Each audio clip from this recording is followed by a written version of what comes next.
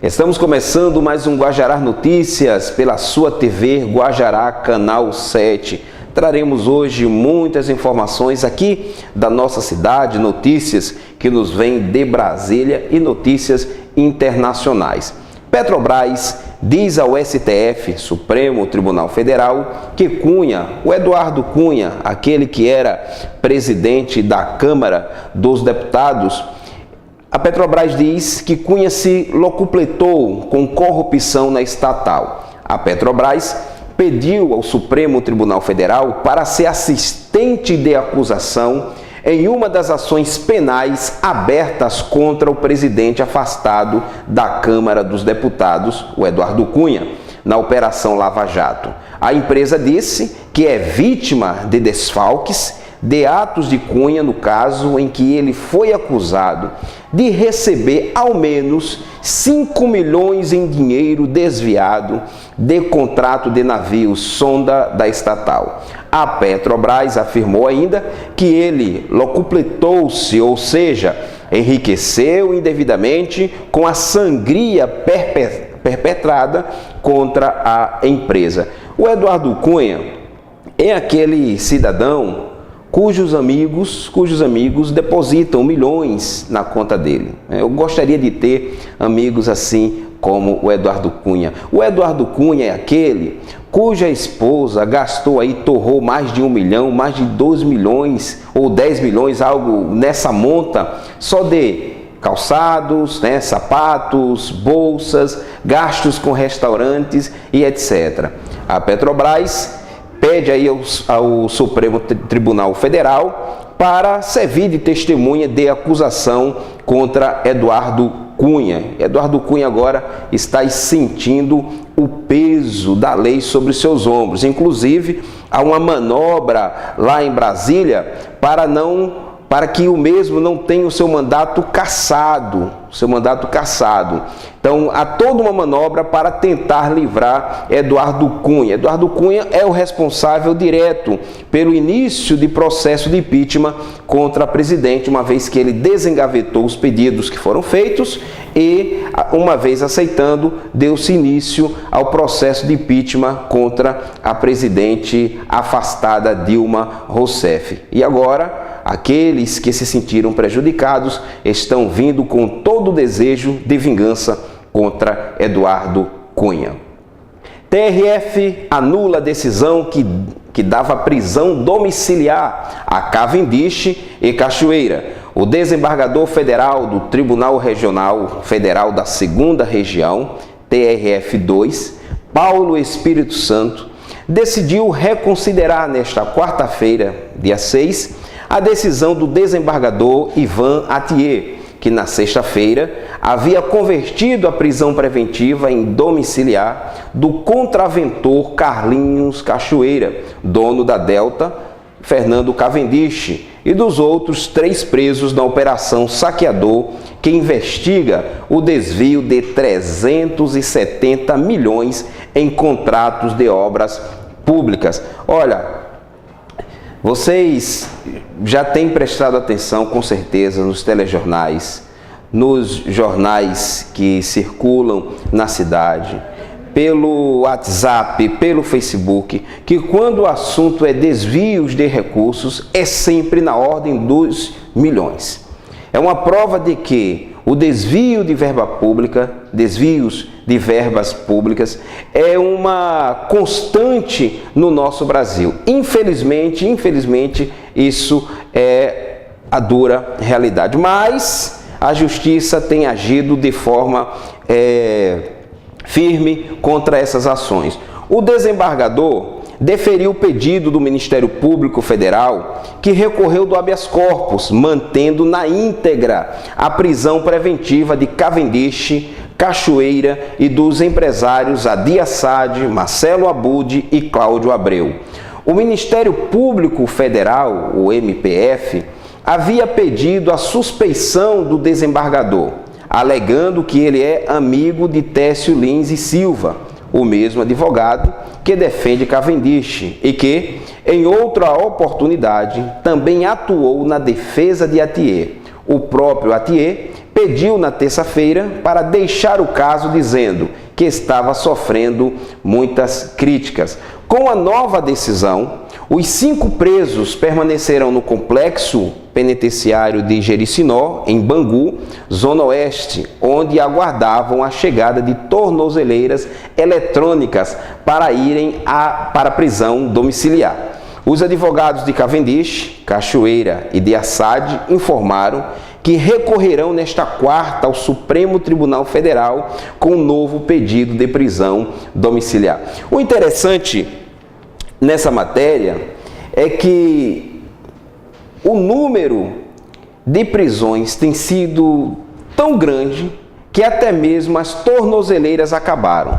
Segundo as informações, o sistema, né, brasileiro de segurança, etc., dispunha de mais ou menos 4.500 tornozeleiras. E todas estas tornozeleiras foram utilizadas ou estão sendo utilizadas. Pela falta dessas tornozeleiras, os 2 citados não foram para casa, porque haviam adquirido por meio do habeas corpus prisão domiciliar, então eles tiveram que ficar ainda na prisão. Aí foi o tempo necessário para que a decisão do habeas corpus fosse derrubada e eles fossem mantidos na prisão. Temos falado aqui que lugar de quem comete o crime, lugar de quem desvia as verbas públicas é justamente na cadeia. Olimpíada do Rio de Janeiro. Não vai faltar segurança na Olimpíada do Rio, diz o ministro da Defesa. O que eu acho interessante nessa matéria que vou aqui destrinchar para você é que parece que os cidadãos do Rio de Janeiro, da cidade maravilhosa, e olhe que o Rio de Janeiro de fato é uma cidade maravilhosa, muito linda. Quando estive no Rio de Janeiro com meus filhos, eu pude de fato perceber por que o carioca, em virtude, mesmo tendo inúmeros problemas, principalmente na área de segurança e também na área de saúde, ele não arreda o pé do Rio de Janeiro. E pode observar, você anda Brasil afora, dificilmente você encontra um carioca, um fluminense espalhado aí no Brasil. Eles amam mesmo ali o Rio de Janeiro. A fala do ministro dá a entender que o Rio de Janeiro parece que só precisa de segurança efetiva nas Olimpíadas. Não vai faltar segurança na Olimpíada do Rio. E antes da Olimpíada? E depois da Olimpíada? O ministro da Defesa, Raul Jungmann, garantiu nesta quarta-feira que não vai faltar dispositivos de defesa e de segurança para garantir tranquilidade nos Jogos Olímpicos, que começam no próximo dia 5 de agosto. Segundo o titular da pasta, 21.000 homens das Forças Armadas participarão do esquema de segurança na cidade durante a Rio 2016.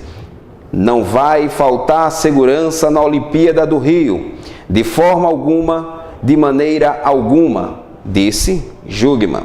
Durante evento no qual detalhou a utilização das Forças Armadas para os Jogos no Comando Militar do Leste, no centro do Rio de Janeiro. O ministro ainda afirmou que houve uma solicitação do governador em exercício, Francisco Dornelles, para que fosse disponibilizado mais efetivo de Exército, Marinha e Aeronáutica no período dos Jogos. Quando falamos em 21.000, estamos falando de Rio de Janeiro. Originalmente, a nossa previsão era de que teríamos 18.000 homens trabalhando diretamente nas Olimpíadas aqui do Rio de Janeiro. Entretanto, houve uma solicitação do senhor governador em exercício, o Dornelles, para que fosse disponibilizado mais efetivos. E então, nós colocamos mais 3.000 homens, explicou o ministro. vamos atender a todos os requisitos que o Comitê Olímpico Internacional nos delegou realizar, garantiu o ministro Jungmann. Para o ministro da Justiça, Alexandre de Moraes, o ponto positivo da segurança durante o Rio em 2016 será a integração das Forças Armadas, Polícia Federal e polícias do Estado. Tudo bem. Então, enquanto houver as Olimpíadas, estiver acontecendo o evento no Rio de Janeiro, o Carioca, ou Fluminense, terá todo esse aparato aí militar, terá todo esse aparato policial.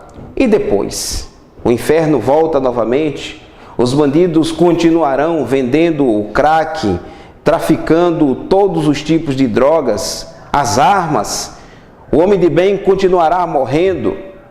Infelizmente, o interessante é que esse caso aí nos faz lembrar a tocha olímpica aqui em Belém. Porque a tocha está percorrendo todo o território nacional, indo em todos os estados. E quando esteve aqui em Belém, que sofre também com a questão da segurança pública, que sofre também com a questão da saúde, que sofre também as questões de desorganização na zona urbana, trânsito e por aí vai. Mas a bendita tocha, quando chegou em Belém, mudou a cidade.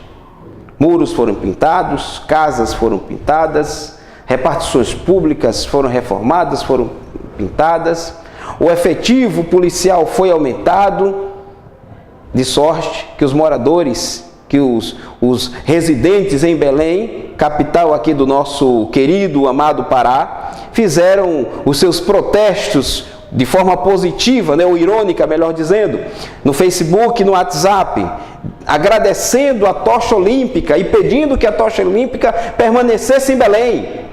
Veja que a situação do Brasil é tão séria que quando um objeto, no caso tocha, chega, parece que traz melhorias e aumenta a esperança do povo, etc. Infelizmente, o poder público precisa acordar e entender que segurança pública não é um ato eventual de um evento. Segurança pública é algo constante, que começa com a prevenção e com o combate ao crime de uma forma mais efetiva. Torcemos para que a Olimpíada do Rio de Janeiro desse ano de 2016 seja um sucesso, que não haja nada que venha manchar mais ainda o nosso querido Brasil. Daqui a pouquinho estaremos de volta com o segundo bloco do Guajará Notícias. Fica aí, voltamos daqui a pouco.